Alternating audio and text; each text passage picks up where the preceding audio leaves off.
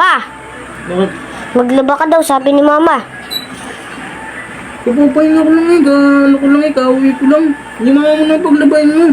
Sa totoo nga lang, Papa, ayaw ka talaga paglabahin ni Mama eh. Ano naman pala eh. Hindi siya maglaba.